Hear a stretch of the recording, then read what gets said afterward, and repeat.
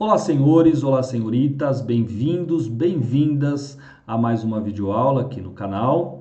Hoje com uma aula de História, cujo tema é Formação do Mundo Grego e a aula recebe o nome de Período Pré-Homérico, que vai do século XII, ou melhor, do século XX a.C., até o século XII a.C.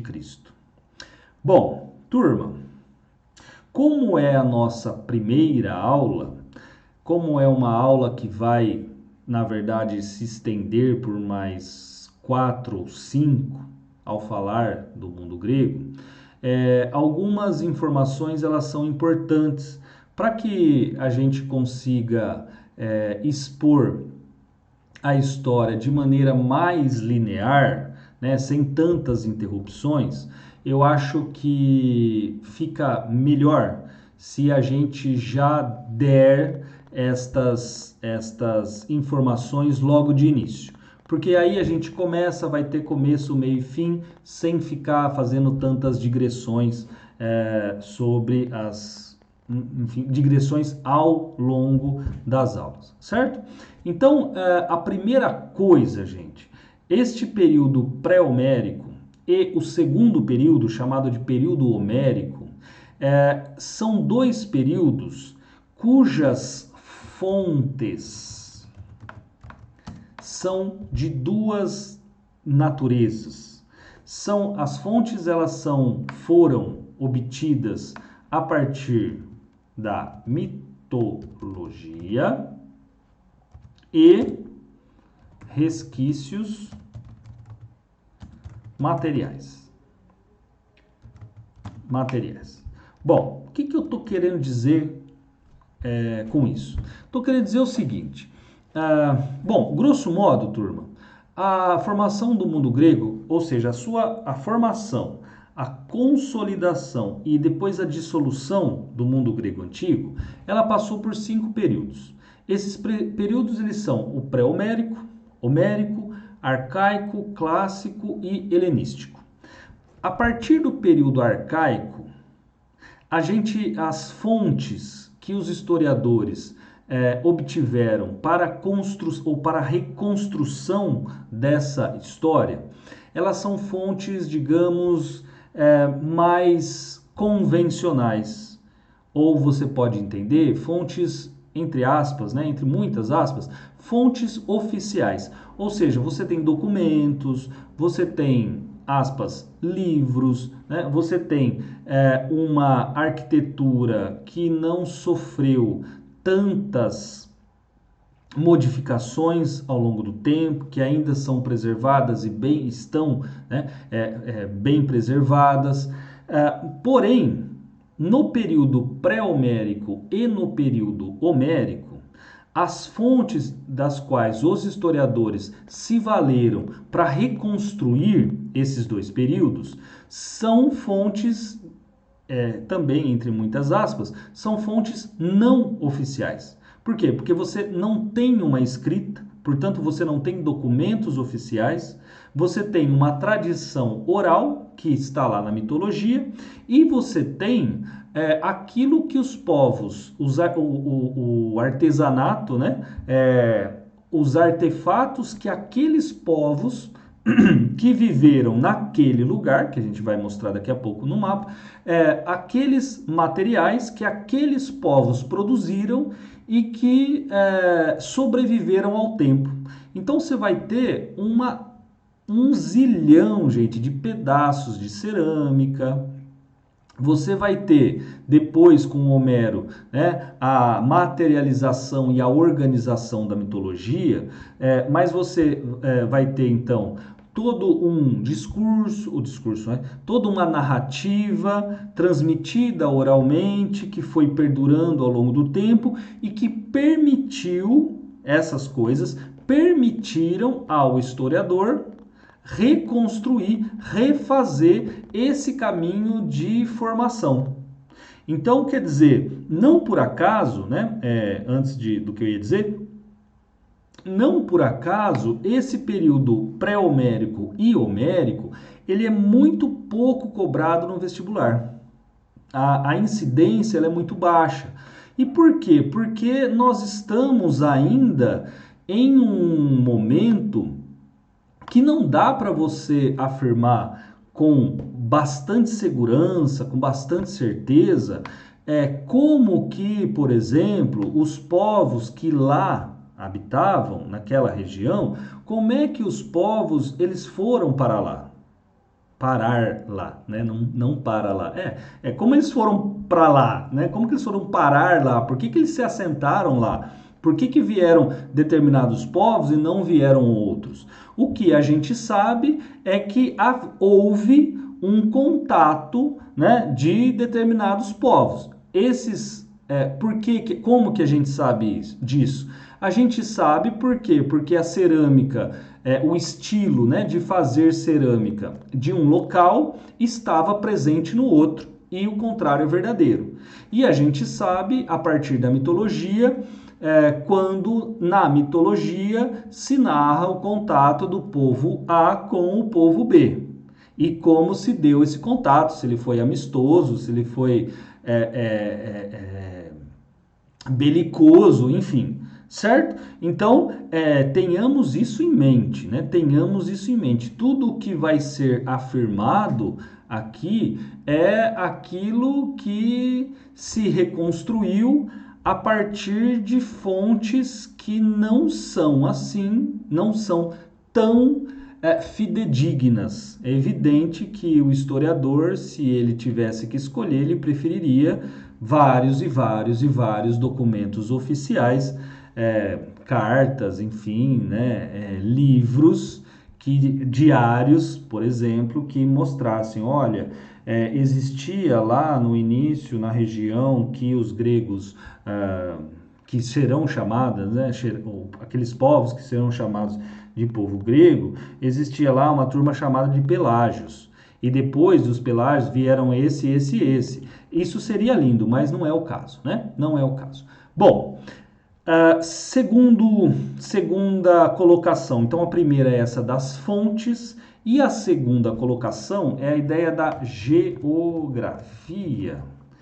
A geografia do espaço grego, ou a geografia daquele local que nós estamos chamando de grego, né? Espaço grego. Bom, falar uma coisa você nunca mais vai esquecer, eu aprendi assim há trocentos mil anos, repito até hoje e nunca mais esqueci. O grego é aquele sujeito que, né, o local que o grego vive é o seguinte: o grego ele olha para baixo, ele vê o quê? Ele vê terras pouco férteis. Ele olha para cima, ele vê o quê? Ele vê terreno montanhoso. Ele olha para frente, ele vê o quê? Mar. Então, eu coloco o que aqui? Mar? Não, coloca saídas facilitadas para o mar. Nunca mais você vai esquecer, filho. Olhou para baixo, olhou para frente, olhou para cima, é isso que o grego é esse espaço em que o grego está inserido. Bom, então, né, explicando agora um pouquinho melhor. A região que é chamada de região dos Balcãs,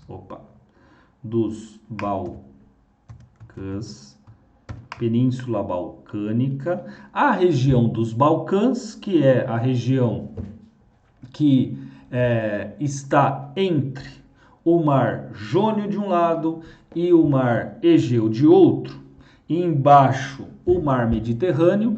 Essa região, chamada de região dos Balcãs, é onde de início o povo ou os povos se assentaram, e é o início daquilo que vai ser chamado de Grécia. Calma, não se estressa, que daqui a pouco eu vou mostrar um mapa. Mas essas informações elas são importantes, lembra para a gente depois ir embora sem medo de ser feliz. Essa região, então, Balcãs, é uma região muito pouco fértil.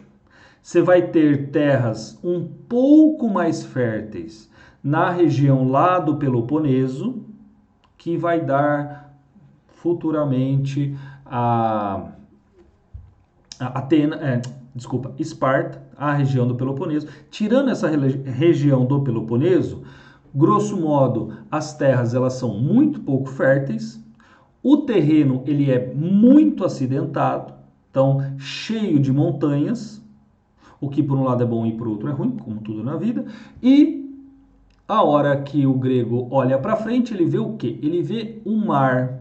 Então, eu vou ter naturalmente, eu vou ter várias saídas para o mar.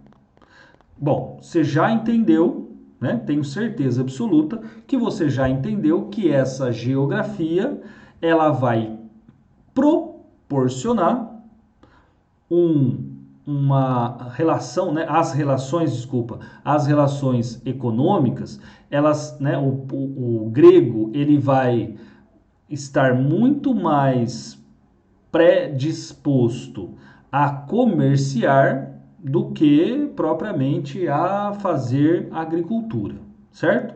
Por quê? Porque a terra, né, o local que eles estão vivendo não é lá tão propício assim.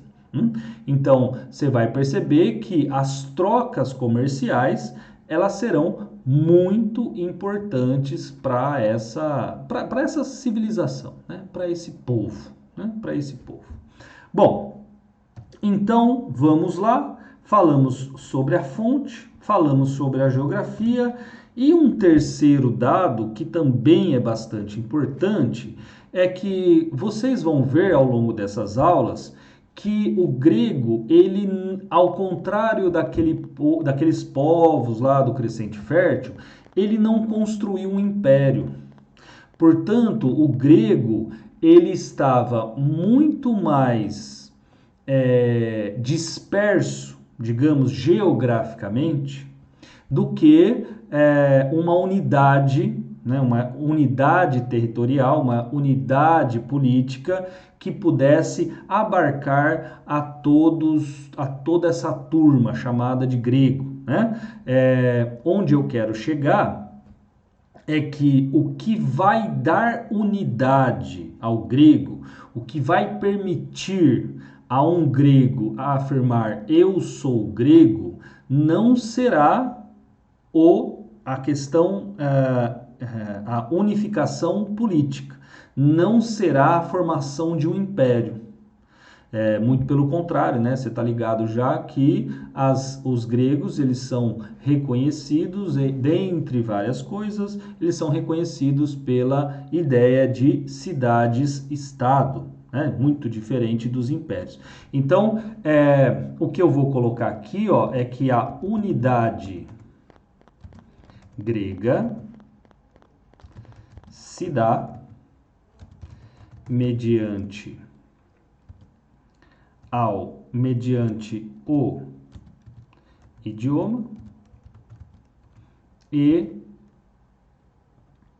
a mesma crença religiosa. Então, olha lá, quem que é grego? Grego é aquele que fala grego e que reconhece os mesmos deuses, que tem os mesmos deuses, né? Que aceita e que pratica a mesma religião, certo? Portanto, turma, veja que essa informação ela é bastante importante. A unidade grega ela não se dá do ponto de vista territorial.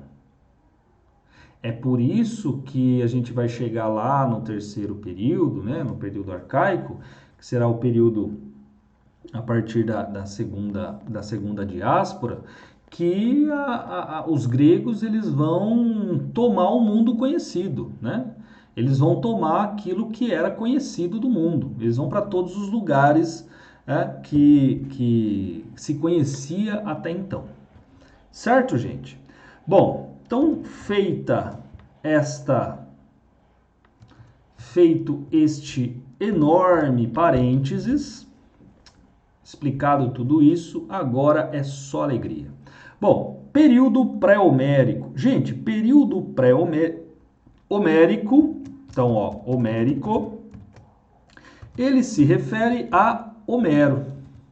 Homero que era realmente, efetivamente ou simbolicamente, que era um poeta. Bom, sobre Homero, a gente não vai falar nesse primeiro período.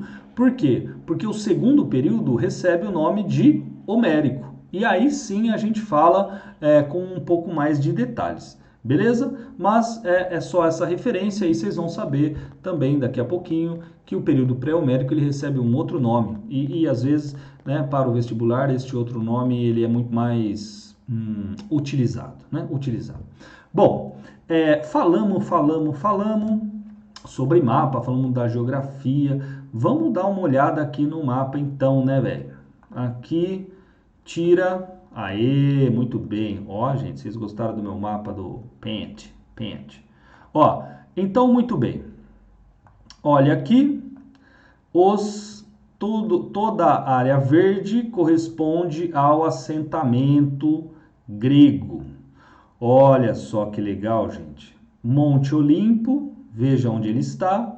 A título de curiosidade, não vai ser importante para nós aqui. O Monte Olimpo, Atenas, Mileto, lá onde vai no século VI nascer a filosofia, lá na Ásia Menor. Muito bem. Lembrem-se do que eu falei, né? A península, a região dos Balcãs, ela vai ocupar toda essa extensão aqui, ó. Toda essa extensão. Olha a quantidade de ilhas, né? Litoral recortado, se aprendeu lá. A quantidade de ilhas, terreno muito acidentado. Olha que legal, gente, essas rugosidades que aparecem aqui na parte terrestre do mapa, né? Olha a quantidade, essa rugosidade são as montanhas, né? São os acidentes geográficos. A quantidade de montanhas, a quantidade de montes, olha só, gente.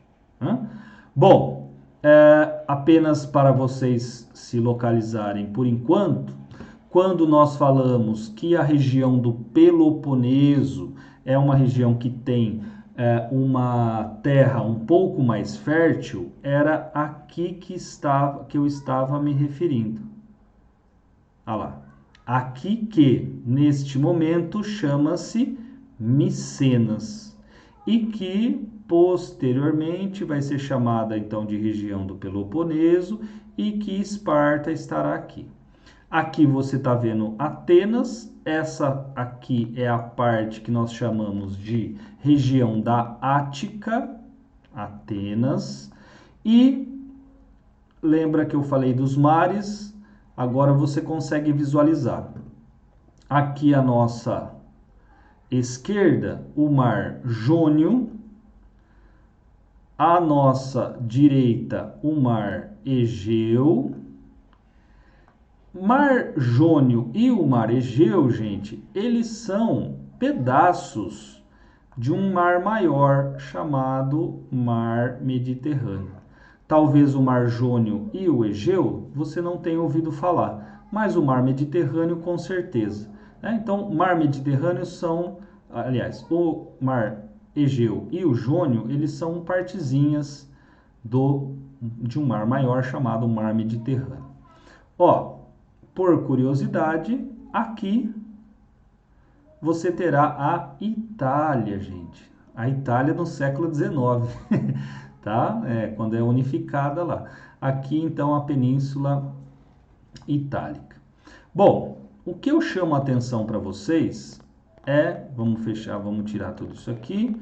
O que eu chamo a atenção para vocês neste momento é para duas regiões específicas. A primeira, aqui, ó, Micenas, e a segunda aqui, Creta.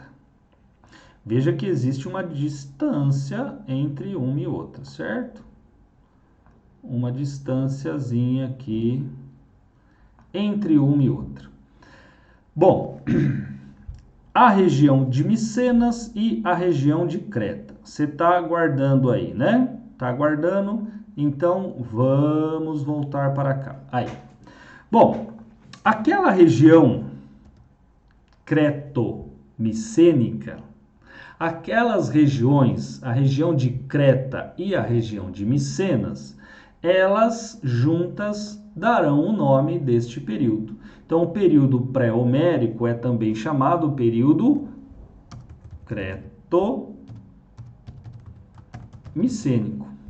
Ora, não precisa ser um gênio para saber que, então, as regiões de Creta e de Micenas serão as nossas regiões estudadas, né?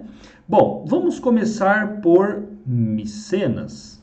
Micenas, lembra lá, aquela região, aliás, toda aquela região verdinha, né? A parte continental, digamos assim. Opa, não está Micenas certo. Aqui.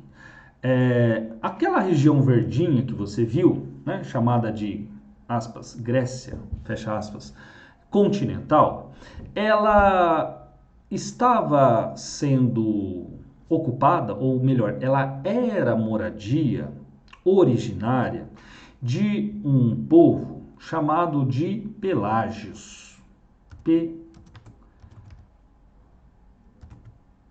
Pelágios. Pelágios, gente, era o povo original. Originário.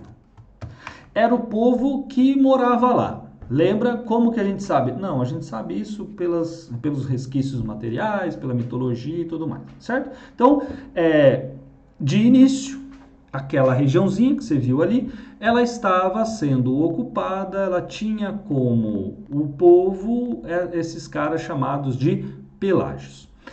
Posteriormente, não sabemos ao certo quando, mas sabemos que por volta do século, então, 20 a.C., posteriormente, essa região ela foi ocupada por outros 4 povos.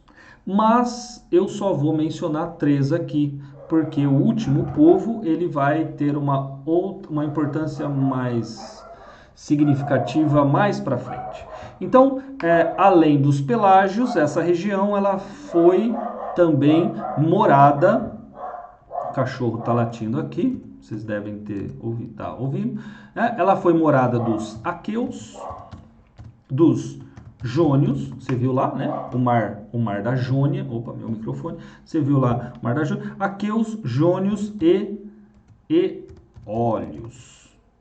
De início, então, aqueus, jônios e eólios.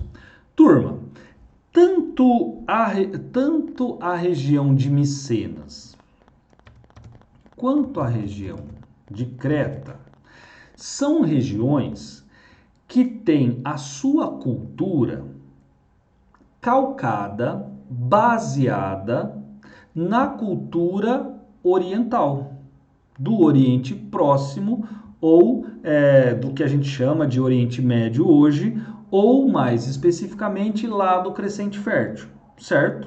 Você deve ter estudado a fundação, a construção, a consolidação, enfim, lá do Crescente Fértil. Quem que é essa turma, né? A turma de orientais. Quem que é essa turma? Começa então os egípcios, você vai ter fenícios, você vai ter os babilônios, você vai ter os acadianos, os assírios, os hebreus, os persas, estão tudo nesse lugar. Bom, o que eu estou querendo dizer? O que eu estou querendo dizer é que de início, tanto Micenas quanto Creta, elas não tinham nenhum traço cultural que as diferenciassem do Oriente. E o que isso significa? Significa que neste período, estas cidades, elas terão reis, né? Eu ia falar ditadores, mas não. Reis, imperadores, que eram a imagem e semelhança divina, que eram os próprios representantes dos deuses na terra, ou do Deus na terra.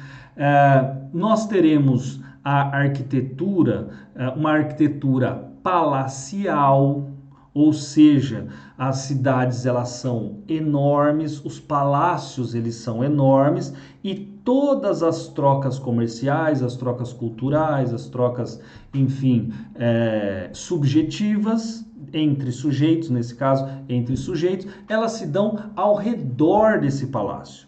Então você vai ter você vai ter, na verdade, servos, né?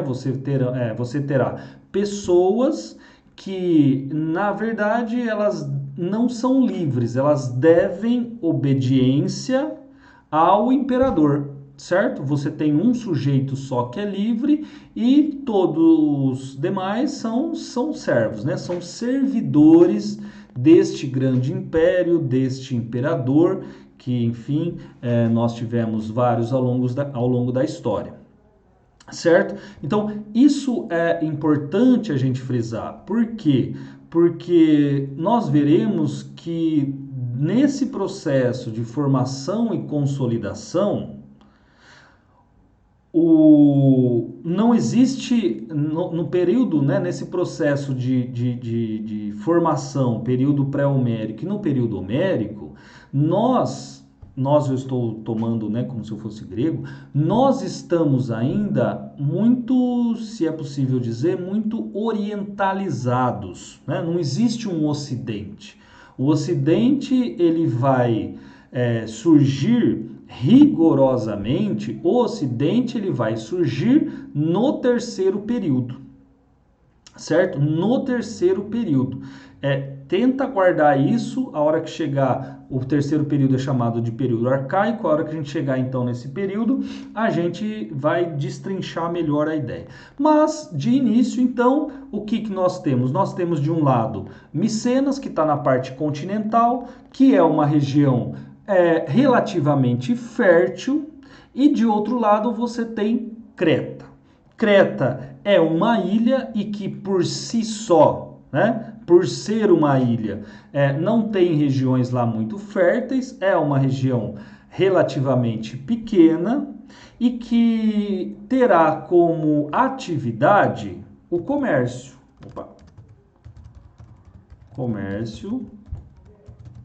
O comércio marítimo. Micenas, por outro lado, ela vai ser mais agropastoril, de início. Lembra lá? Região fértil. Ela vai ser mais agropastoril. Ela é uma região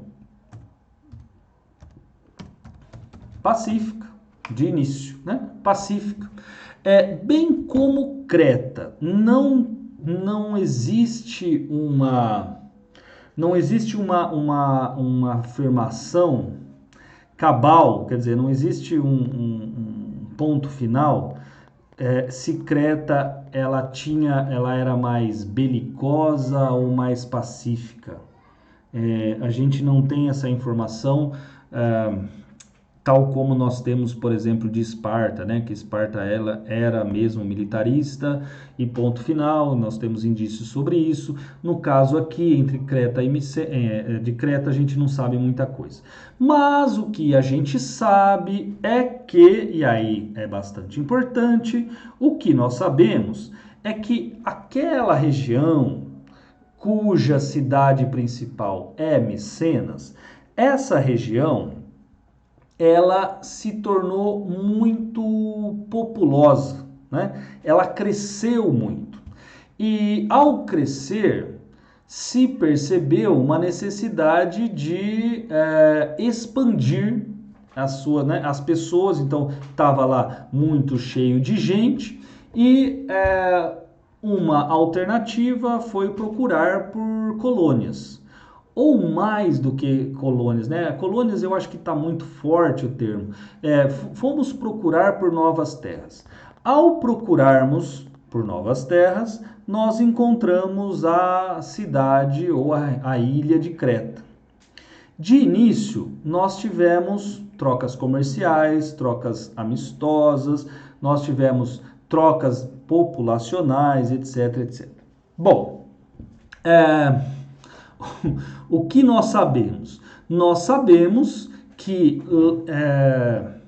chegou um momento em que a região de Creta, a ilha de Creta, ela sucumbiu, né? Ela se dissolveu.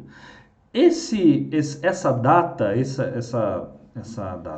esse fenômeno, quer dizer, né, a sua então dissolução, ela se dará entre o século XII e o século XI.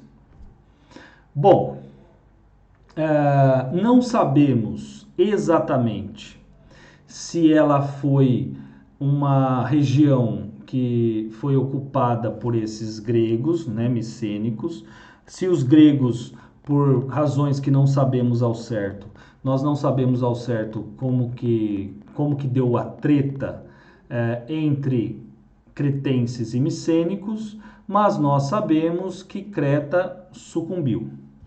Creta sucumbiu, historiadores dizem que pode ter sido invasões gregas, invasões então aí da região micênica, que destruíram tudo, enfim, mas pode ser também desastre natural. Pode ser que tenha tido terremotos, pode ser que tenha tido,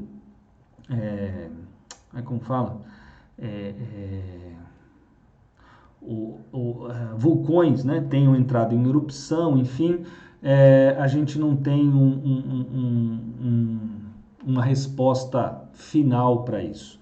O que nós sabemos, com certeza absoluta, é que houve um contato dessa região chamada Creta com a região continental, a região lá micênica. Nós sabemos isso especialmente, se você quiser, a partir do mito do Minotauro. Do mito do Minotauro. Não vou contar aqui para vocês, mas seria legal que vocês procurassem, né? Esse mito, ele relata o domínio da ilha de Creta no início, né? O domínio da ilha de Creta em relação à cidade de Micenas, a cidade grega, e finalmente, quando Teseu mata o Minotauro, a gente tem o quê? Né? O que isso simbolicamente pode, gente, não é certeza, né? Isso pode dizer que os gregos, eles foram ao tirar, digamos assim, a satisfação, né? Foi dar oh meu Deus, a revanche, e nessa revanche eles acabaram por destruir a ilha de Creta. Bom, Creta a gente não sabe muito bem como que ela se dissolveu, mas o que nós sabemos é que, e agora nós precisamos falar disso, mas o que nós sabemos é que a partir do século 13, 14 a.C., haverá a chegada dos dórios. 5 aspas, 5 exclamações. A chegada dos dórios. Quem que é essa turma? Essa turma, então, os dórios eram, vamos lá, nômades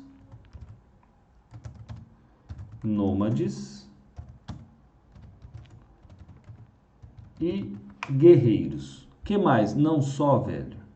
Os dórios, eles eram nômades e guerreiros.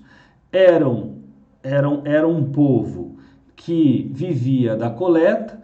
Nômade é muito forte, né? Eles eram seminômades, né? Eles eram nômades relativos, o que a gente chama hoje na história.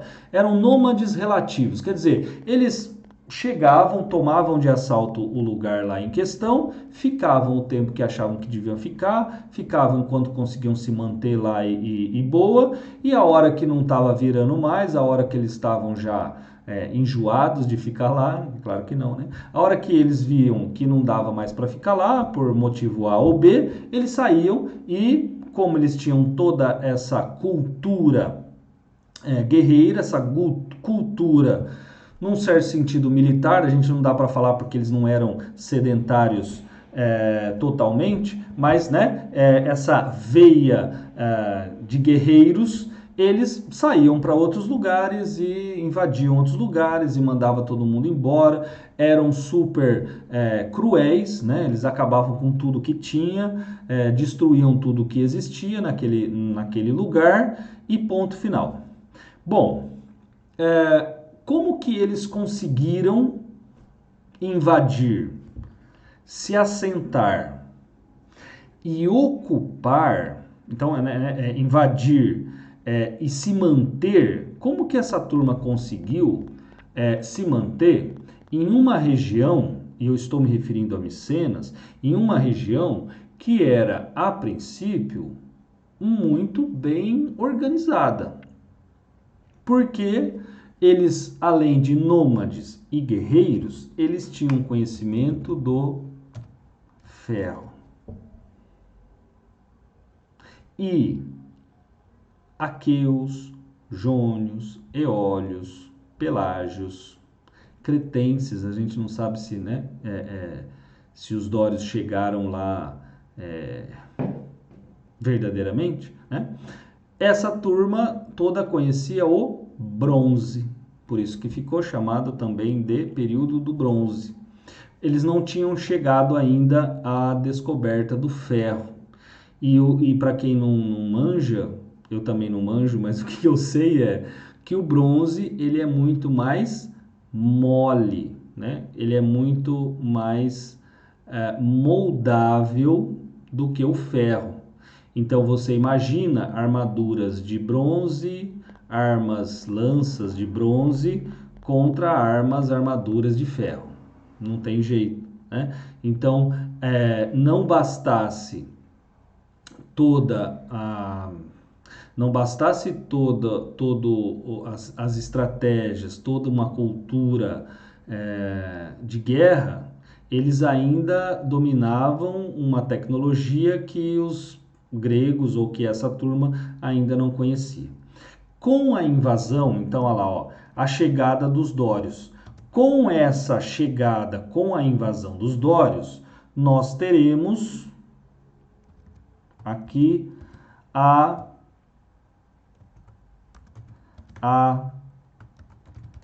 primeira diáspora. De novo, exclamação. A primeira diáspora grega. Diáspora, gente, significa dispersão. Então, o que vai acontecer? Quantos dórios? Vamos lá, ó. Vamos no nosso mapa para a gente finalizar a nossa aula. Volta aqui, tira tudo isso. Ó, aqui, turma. Quando os dórios, então, eles invadem a Grécia, essa turma, né? Então a turma que está vivendo aqui, eles vão procurar outros lugares. Essa é a dispersão ou a diáspora. Eles vão procurar outras regiões muito próximas aqui a Troia. Eles vão, os gregos ou os futuros gregos, eles vão procurar outras regiões para viver. Por quê? Porque os dórios estão puxando todo mundo, né? Eles estão empurrando. Esses dórios, gente, ó, eles vão se instalar aqui. Os dórios,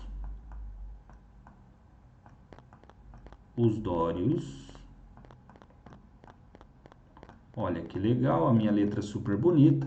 Os dórios, eles vão se fixar aqui, vão fundar Atenas, né, na região do Peloponeso. Eles vão fundar Atenas e ficarão aqui. Bom, então, o que vai marcar? Vamos lá, para cá, para cá, para cá, para cá. Aqui. Bom, então, turma. Oh, meu Deus. Estou apertando os botões tudo errado.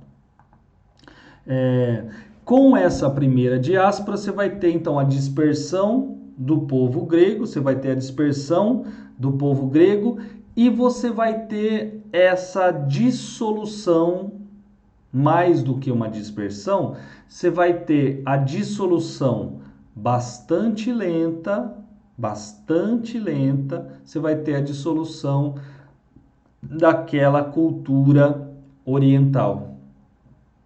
Você verá que o primeiro início, a primeira parte, digamos assim, do segundo período, chamado de período homérico, que vai do século XII ao século X, é chamado, pejorativamente, é chamado da época das trevas gregas. Por quê? Porque vai ser esse momento em que os gregos eles estarão completamente, desculpa a palavra, desidentificados. Você não vai ter grego, você não vai ter tão pouco oriental, você vai ter células, desculpa, você vai ter células sociais chamadas de gênos, você não vai ter cidades, você não vai ter, né, um monte de coisa, e a partir, né, você só vai ter falta, a partir, então,